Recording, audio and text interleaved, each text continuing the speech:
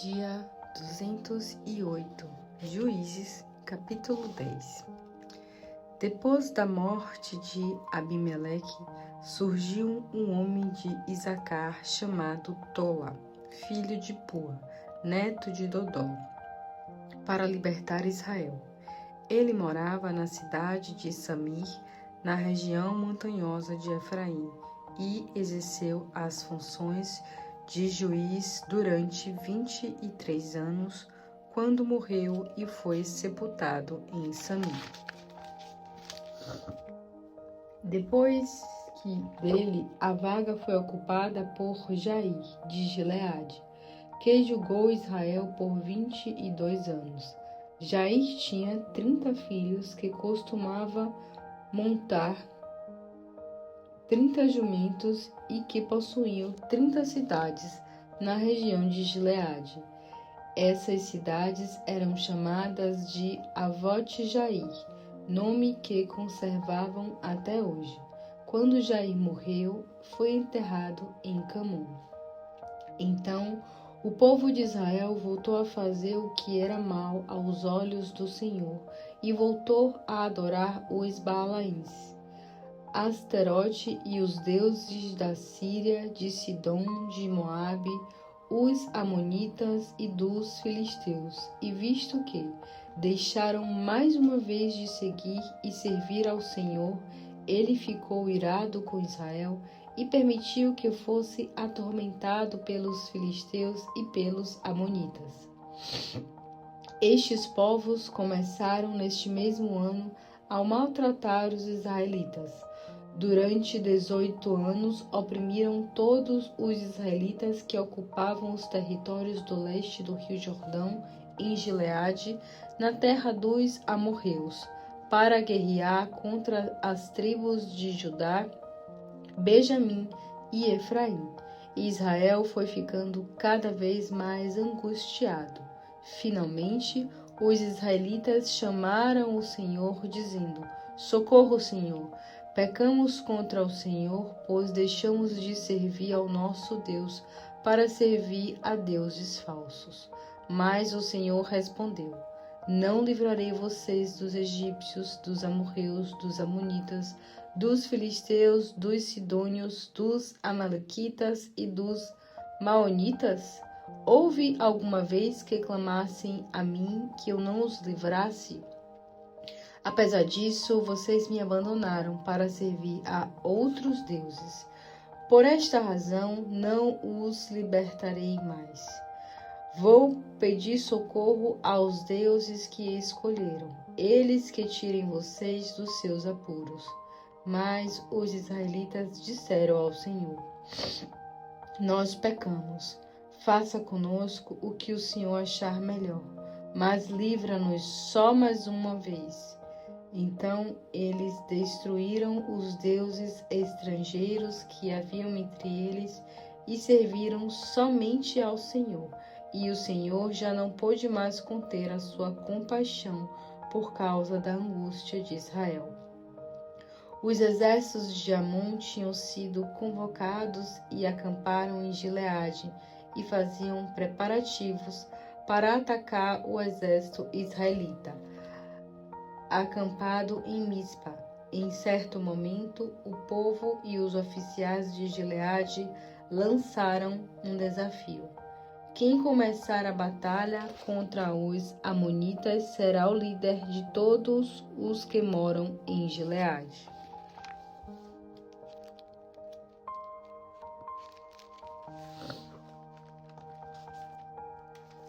Atos 14.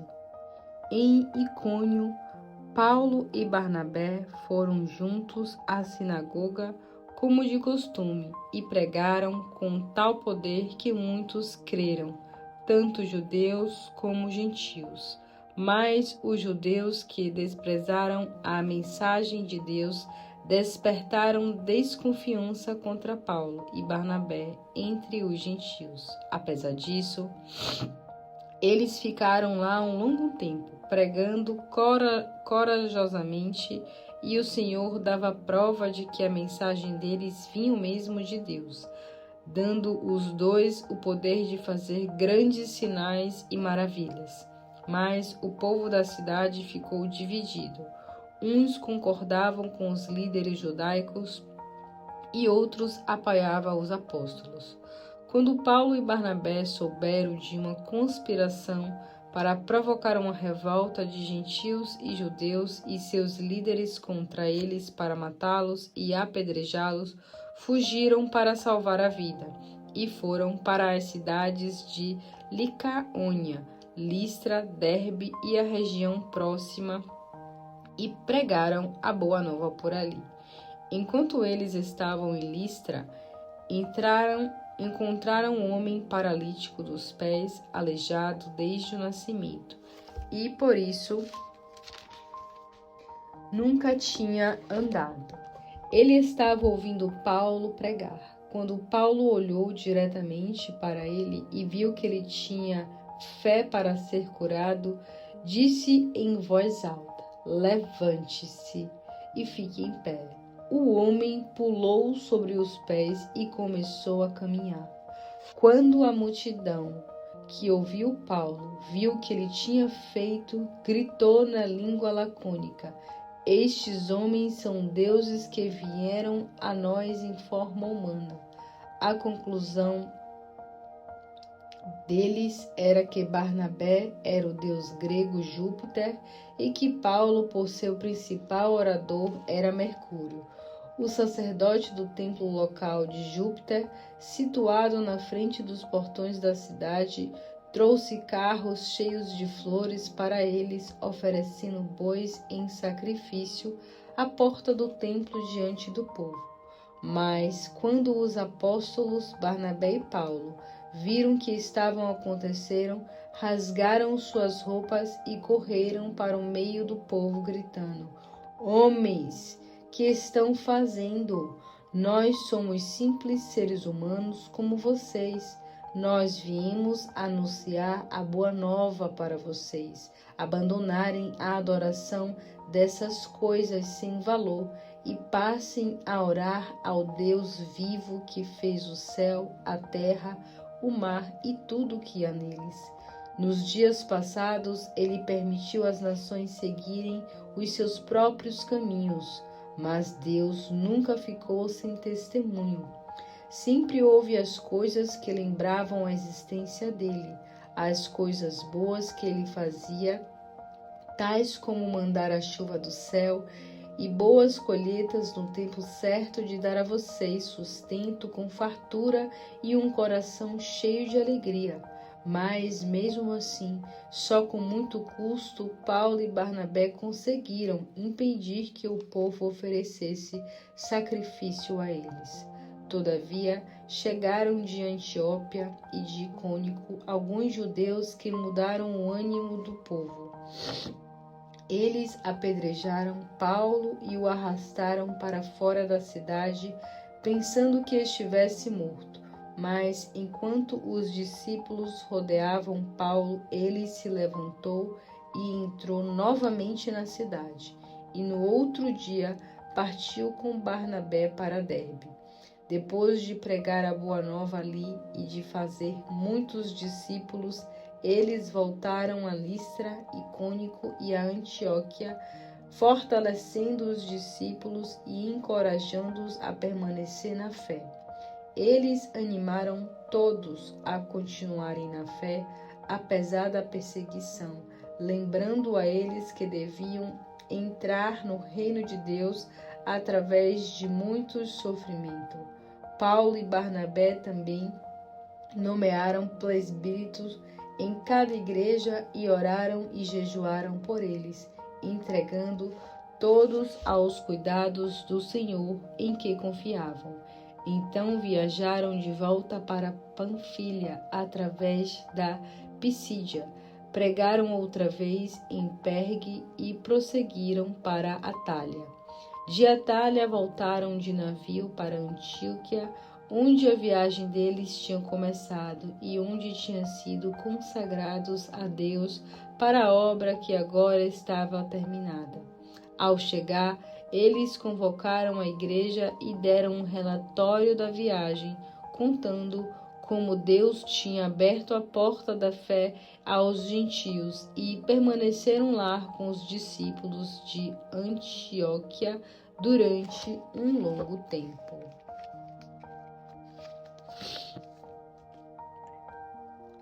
Jeremias, capítulo 23. O Senhor declara: Vou castigar severamente os líderes do meu povo, os pastores das minhas ovelhas, porque espalham e destroem as ovelhas do meu pastor. Portanto, assim diz o Senhor, o Deus de Israel, a esses maus pastores que dirigem o povo de Judá: Vocês espalharam e expulsaram o meu rebanho e não cuidaram das ovelhas. Por causa disso, eu mesmo vou cuidar para que vocês sejam castigados por essa grande maldade. Eu mesmo recolherei os remanescentes do meu rebanho. Irei buscar as minhas ovelhas em todas as terras para onde eu os expulsei e trarei cada uma das ovelhas à sua pastagem. Elas serão muitas crias e o meu rebanho vai crescer bastante.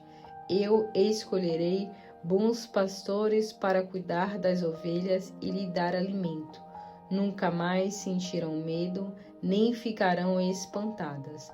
E os novos pastores não deixarão que nenhuma ovelha se perca, diz o Senhor. Está para chegar o dia, diz o Senhor, em que farei brotar um ramo justo da família de Davi. Será rei e governará com justiça e sabedoria, e no seu reino a justiça se espalhará por toda a terra. Aleluia. Quando ele reinar, Judá será salvo, de Israel viverá em perfeita paz, e todos vão chamá-lo pelo seu nome. O Senhor é a nossa justiça. Vai ser extremamente exatamente nessa época, que quando alguém fizer alguma promessa ou um juramento, não dirá: Juro pelo nome do Senhor que trouxe os israelitas do Egito. Em vez disso, dirá: Juro pelo nome do Senhor que trouxe de volta os israelitas da terra do norte e de todas as nações para onde o expulsou, para morarem em sua própria terra. O meu coração está quebrado por causa dos falsos profetas. Todo o meu corpo treme, eu ando em tropeções como um bêbado, vencido pelo vinho por causa do Senhor e por causa das suas palavras santas. Esta terra está cheia de adúlteros, e por causa da maldição de Deus, a terra chora. As pastagens estão secas porque os profetas fazem o mal e usam seu poder de maneira errada. E não são apenas os profetas, os sacerdotes fazem a mesma coisa. Já vi as imoralidades que eles cometem dentro do meu templo, diz o Senhor. Por isso, a vida deles será como andar no escuro, sobre um terreno onde se escorrega facilmente. Eles serão perseguidos pelo inimigo e cairão, porque eu mesmo vou colocar muito sofrimento e desgraça em suas vidas. Quando chegar a hora certa, darei a eles o justo castigo por todos os seus pecados, diz o Senhor. Eu vi o pecado dos profetas de Samaria. Eles profetizaram em nome de Baal e fizeram Israel, meu povo, pecar contra mim. Entre os profetas de Jerusalém vi algo horrível. Eles traem as esposas e vivem uma mentira. Apoiam quem pratica a maldade, em vez de fazer os pecadores se arrependerem de seus pecados. Esses falsos profetas são para mim tão pecadores como os moradores de Sodoma, e o povo de Jerusalém é como os moradores de Gomorra. Por isso, assim diz o Senhor Todo-Poderoso a respeito dos profetas: farei com que comam comida estragada e bebam água envenenada. Foi por causa desses profetas que Jerusalém que a terra ficou infestada pelo pecado. Assim diz o Senhor Todo-Poderoso. Não acreditem nas profecias desses falsos profetas. Não alimentem falsas esperanças. O que eles anunciam para o futuro não passa de visões que tiveram por conta própria. Elas não vêm da boca do Senhor. Aqueles que desprezam a palavra do Senhor, eles afirmam: o Senhor diz que vocês viverão em perfeita paz. Aos pecadores teimosos que me desobedecem e fazem sua própria vontade, eles prometem: a desgraça não cairá sobre vocês. Mas quem pode me dizer o nome de pelo menos um desses falsos profetas que ande bem perto do Senhor para ver ou ouvir a sua palavra? Qual deles obedece ao Senhor quando ele fala? O Senhor vai mandar uma tempestade. Na sua fúria, ele vai mandar um vendaval contra esses homens perversos. A ira do Senhor não vai passar até que ele tenha cumprido totalmente os seus planos. Quando o castigo chegar, vocês entenderão perfeitamente. Não enviei nenhum desses profetas, mas eles saíram correndo dizendo que foram mandados por mim. Eu não falei com eles, mas eles profetizam em meu nome. Se eles fossem meus profetas, conheceriam a minha verdade, anunciariam as minhas palavras ao meu povo. Tentariam fazer o meu povo se arrepender dos seus pecados e deixar os seus maus atos. Por acaso eles acharam que não sou capaz de ver o que fazem? Será que pensam que estão apenas em um lugar? Haverá alguém que possa se esconder de mim? Será que eles não sabem que eu estou em todos os lugares do universo? Pergunta o Senhor. Ouço cada dia as mentiras destes profetas. Eles dizem: escutem só o sonho que o Senhor me deu esta noite, e assim mentem em meu nome. Até quando isso vai continuar? Até quando estes profetas continuarão a profetizar mentiras e as ilusões que eles mesmos inventam? Espalhando esses sonhos uns aos outros, eles procuram fazer o meu povo se esquecer de mim, como seus pais esqueceram o meu nome por causa de Baal. Quem tiver um sonho, diga que foi apenas um sonho, mas quem ouvir a palavra do Senhor, anuncie a minha palavra com fidelidade. Pois o que tem a palha a ver com o trigo, pergunta o Senhor. Não é a minha palavra como fogo? Pergunta o Senhor. Como um martelo que quebra pedra mais dura? Por isso vou lutar contra os profetas que roubaram as palavras uns dos outros e as anunciam como se fossem a minha mensagem. Serei o inimigo dos profetas que espalham por toda parte suas próprias palavras e dizem: foi o Senhor que disse isso. Vou castigar esses homens que fazem profecias baseadas em sonhos mentirosos, diz o Senhor, que espalham suas mentiras e ilusões e fazem o meu povo cometer pecado. Falam com muito orgulho, mas nunca mandei esses homens profetizarem, nunca dei ordem para falarem em meu nome. Tudo o que eles falaram não trouxeram benefício algum ao meu povo, diz o Senhor. Por isso, Jeremias, quando uma pessoa qualquer, ou um desses profetas, ou até mesmo um sacerdote perguntar quais são as más notícias que o Senhor mandar hoje, você deve responder: vocês são as más notícias, eu os abandonarei, diz o Senhor. Se um profeta ou um sacerdote ou alguém do povo afirmar: esta é a mensagem do Senhor, eu castigarei esse homem e toda a sua família. Em vez disso, cada um devia perguntar aos seus amigos ou parentes: o que foi que o Senhor respondeu? Qual foi a resposta do Senhor? mas nunca mais devem dizer estas palavras. Essas são as más notícias do Senhor.